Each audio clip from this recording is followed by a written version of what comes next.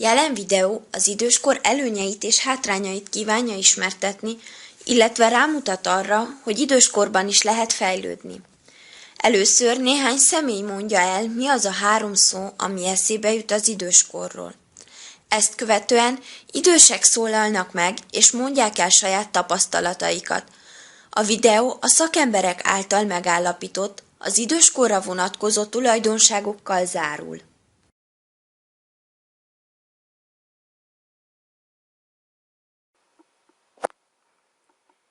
Betegség, tehetetlenség, nyugalom. Lábfájás, nyugdíj, idő. Ránc, szürke, halál. Fotel, alvás, olvasás. Parancsolgatás, fösvénység, hanyagság. Sör, bor, pálinka.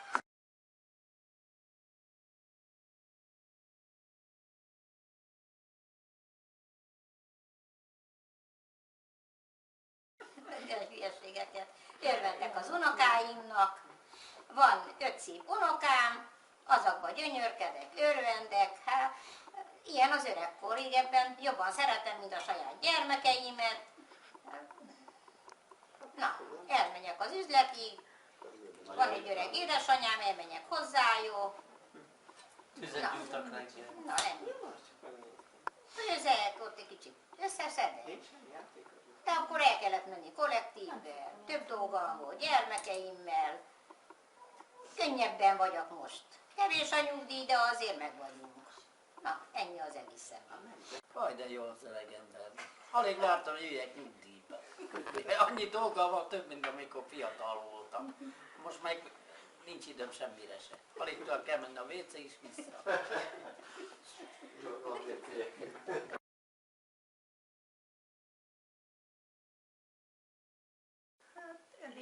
Elég gyenge, elég nehéz, mert nehéz a mászkálás, már nem úgy tud az ember mozogni, nem tudok menni a mezőre, mint ahogy mentem. Fiatalan meg vagyok gyengülve, erősen többet járok az orvosokhoz, meg kötek otthon, mint az öregek, ülek a padon, szemüvegesen is kötegetek. Hogy sokat már ezután, mint hol itt fáj, hol ott fáj. Itt, amikor fiatalabbak voltunk, nem voltunk betegek, most már betegebbek vagyunk. Több bajaink vannak. Hát mit tudom én, mit mondjak, a hátránya csak ennyi az egész, aztán ez nem lesz 10 perc. Hátránya is nagyon van az öreg embernek, mert már mi várja, hogy mikor jön a halál, beteg, fáj a lábunk. Nincs pénzünk, amennyi nekünk kéne, pedig van egy kis nyugdíjunk is. Elmegyek a boltba, nézel széjjel, de azért csak kenyeret veszek. A puszkát minden nap megesszük. Nagyon előnyes a puszka.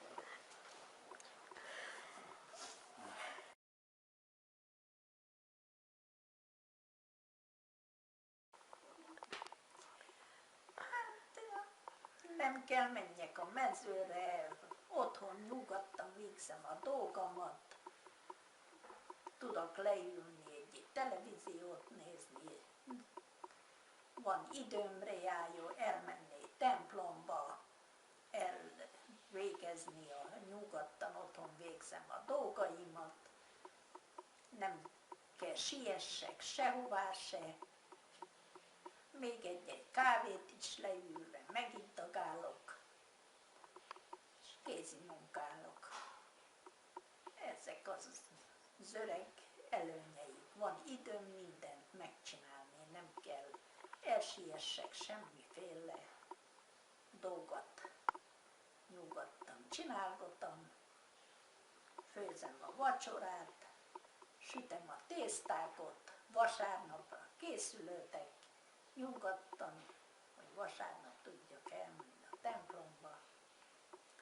Ez az előnye az öregkornak, mert fiatalkorban erre nehezen volt idő.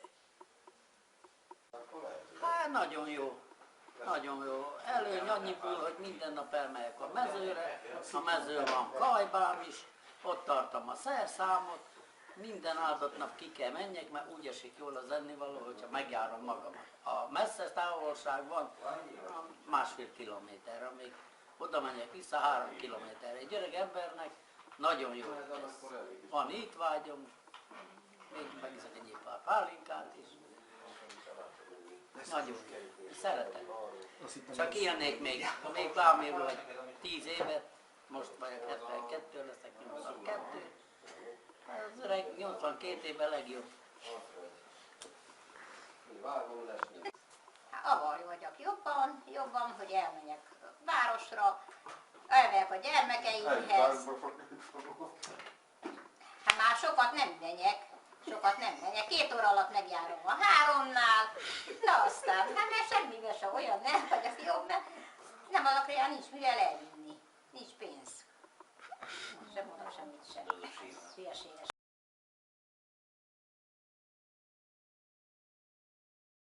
Amit olyasmi, meg öregkorban is tudok varni, tudok mindenféle gondol, még idáig Istennek hálán meg tudok csinálni, ami öreg vagyok én.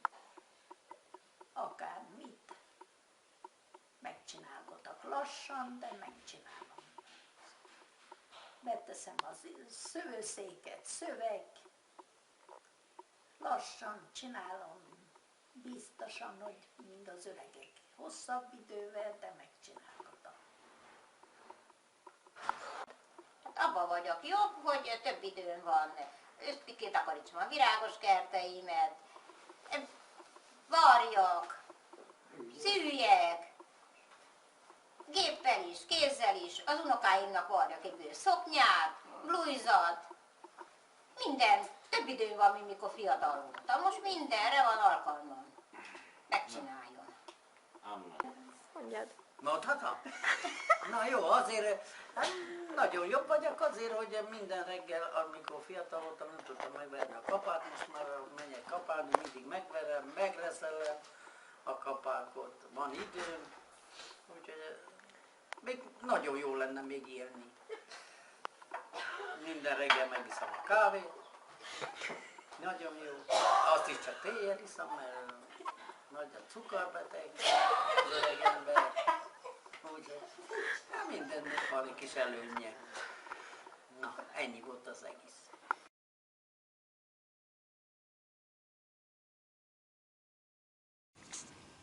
Az időskor folyamán az emberek megpróbálják megtalálni az élet értelmét, és megkísérlik múltjuk döntéseit értelmes és megelégedést keltő módon elrendezni. Ennek az életszakasznak a kudarca a kétségbeeséshez vezet. A siker a bölcsesség. Sok ember életében kimondottan krízist okoz az öregség, sőt már az öregedés is. A krízis eleinte csak annyit jelent, hogy az ember olyan helyzetben találja magát, amelyben megszokott szemlélete, viselkedése elégtelennek bizonyul. Ezért válaszút elé kerül. Vagy vállalkozik az átformálódásra, vagy a veszély fenyegeti, hogy görcsösen kapaszkodik a megszokottba, s mindenképp azt akarja megtartani. Az átállás a változás lehetőségét nyitja meg, a kapaszkodás a pánikhoz vezet. A higgadtság az öregkor erénye, mondta egyszer Manfred Hausmann, és ezzel talán az öregkor legfontosabb erényét fogalmazta meg. Ám ha türelmesebbek vagyunk, az legkevésbé sem jelent mindent elfogadó gyengeséget, sőt ellenkezőleg. Éppen korosabb, tapasztaltabb voltunk tehet minket megvesztegethetetlenebbé, és élesebb látásúvá, hogy mi a valódi és mi a jó. További erénye az öregkornak, az az újszerű szeretetképesség, amelyet kifejleszthetünk magunkban. Egyrészt nagy ugyan a veszély, hogy öregségünkre önzőbbek leszünk, másrészt viszont új szeretetképességre nyílik lehetőségünk, ha nem vagyunk már magunknak olyan rendkívül fontosak, s nem kell már annyira komolyan vennünk magunkat. A mítosz szerint az öregedéssel együtt jár az intellektus halála is. A kritikusok rámutattak arra, hogy különbséget kell tenni a folyékony intelligencia és kristályos intelligencia között. A folyékony intelligencia esetében az örökletes és a testi funkciók játszanak szerepet. A kristályos intelligenciát nevezhetjük a kultúra intelligenciájának is, amit az egész életen át építünk fel. Olyan intelligencia tehát, ami nagy mértékben összefügg a tanulással és a tapasztalattal. A folyékony intelligencia 30-40 éves korban csúcspont után valóban hanyatlik, viszont a kristályos intelligenciát egész magas életkorig meglehetősen jó szinten lehet tartani.